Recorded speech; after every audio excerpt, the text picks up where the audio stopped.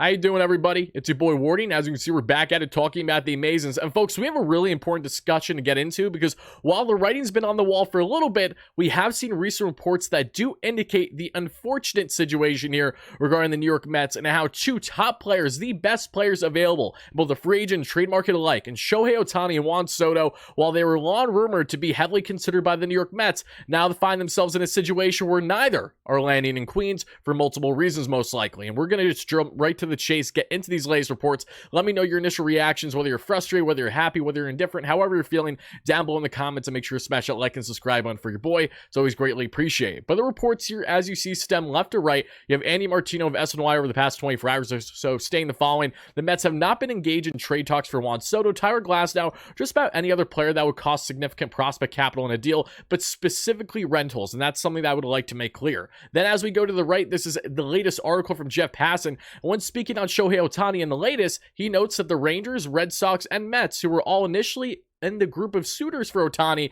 have now turned their attention elsewhere. So again, want to see those initial reactions, and as a not only diehard Mets fan, but as a content creator who would have loved at minimum one of Ohtani or Soto, it's definitely heartbroken to a degree to see this news, but there's a lot of reasons as to why this is the case, and we're going to get into it already. And again, the writing's been on the wall for a little bit. This shouldn't come as like, oh my goodness, it's so shocking if you've been paying attention since the offseason began, but certainly the build-up heading into the offseason is becoming a little different than maybe what fans initially expected. So starting with Shohei Ohtani, the unicorn that he is, why is he likely not going to land with the Mets? Well, it may come down to a couple of things, including location. We have not heard anything at this point to indicate that Ohtani has a willingness to come on the East Coast, and latest reports indicate that that has not changed to this point. Again, anything can happen. Steve Cohen can throw out $600-700 million for all we know and land Ohtani. I'm never going to say never when it comes to the Mets going after specific players, but the reason why I know that there's truth to this reporting is, one, I haven't just heard this from, as we see from Passan, but a lot of people in the industry as of late, and it does make sense considering,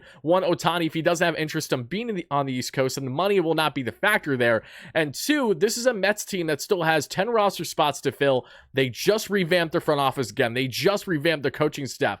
If you're Shohei Ohtani, aside from the money, why would you have the interest, truthfully, to wanting to come to New York to be with the Mets when they currently are not nearly in a position to have sustained success the way that other clubs are, highlighted by the LA Dodgers? Highlighting, maybe to a lesser degree, of course, in the Toronto Blue Jays. We've seen the Chicago Cubs are heavily active in that market. We know the LA Angels would love to bring him back. Point is as amazing as a player Shohei Ohtani is, as much as I want to see him on this Mets team, the Mets have so much to do this offseason, and at some point there is a limit with the money that they can spend, especially as they are all in, are still deemed as the favorites for Yoshinobu Yamamoto, who's going to cost the Mets as of now north of $300 million just himself, when the Mets as is already have a $270 or so million payroll before doing any other moves this offseason. So it's an unfortunate one, but especially if Shohei doesn't want to be here, then there's nothing else that needs to be said. The Mets' hands are tied at that point. I'm pretty sure that they're aware of that, and on top of it all, we need to see how Shohei looks when he returns from injury. Of course, you do not want to be that exec to make the decision and say, hey, we're not going to go after the best player in baseball because there's injury uncertainty, when if Shohei comes back to pitching a year from now as a stud like he used to be, then yes, that money will likely be worthwhile for a unicorn who's going to give you 40 bombs a year, north of 1,000 OPS, truly the best player on the planet by far. But again, there's a lot of factors that go into these decisions, and while the Mets would love Ohtani, there needs to be a common ground at some point, and there's been nothing to indicate that to this point that there is.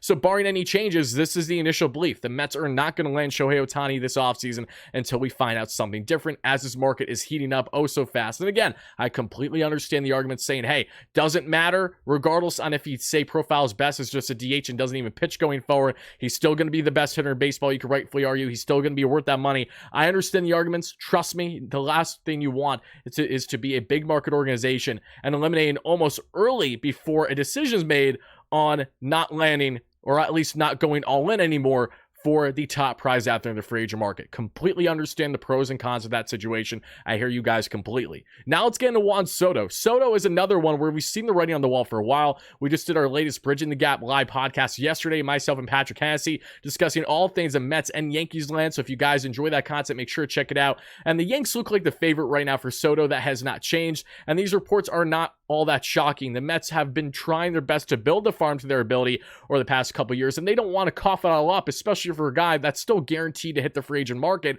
And all the latest reports indicate that regardless of where Soto lands, should he say land in the Bronx, he's still going to hit free agency with Scott Boras a year from now. So if I'm the Mets here, I can understand a bit more on that viewpoint, even though I'm still also that fan that has a bias that doesn't hate the idea of giving up top capital, because if there's one guy that I feel can do everything it takes to keep Soto, it's Steve Cohen, because of the dollars he works with. He's just in a class of his own in that regard, and that is why I'm still, a little, I shouldn't say frustrated, but it's unfortunate that this is the reality here. But at the same time, there's a great reality where, say, Soto does get traded to the Yanks, and as I discussed in yesterday's podcast, could find himself landing in Queens next offseason. That is very much still a reality. So because of that reason, I'm not all that upset in reality if this is in fact going to be the case, where Soto is not landing in Queens. And on top of that, it takes two to tango, right? The Mets don't have the prospect capital that the Padres are looking for. They want more MLB caliber, close to MLB caliber pitching prospects. Guys are already in the bigs. The Mets just don't have the quality to the extent that the Yanks do.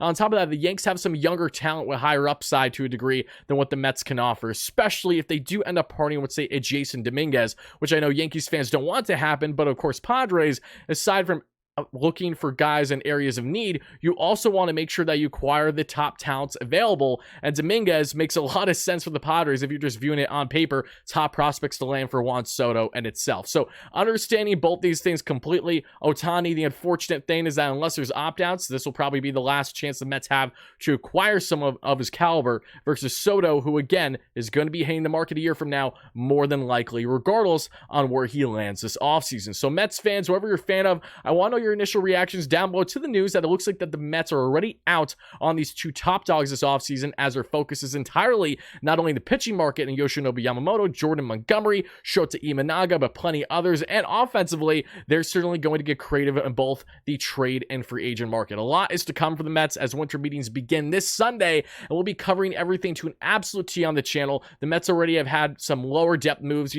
borderline MLB caliber moves for guys that are going to be competing for the pen or the bench, that I will be discussing in either a separate video in the near future or in a future live stream in the next day or so. We have a lot of content coming out, all the latest regarding the New York Metropolitans you can find here on WardyNYM for always a fun discussion, regardless on if we agree or disagree with our fair share of opinions. And also shout out again to Bleacher Report app for having me on today. Was on their live show earlier around 2 p.m. Eastern today. Make sure to check that out. Links down below as I broke down my personal 7 shocking trades we could see in baseball prior to winter meetings even beginning. So again, did a live show there that I posted on the community tab. Check it out. Links down below, and stay tuned for consistent coverage on all things Mets all off season long. Thank you again so much for watching, and as always, let's go Mets, baby. Peace out.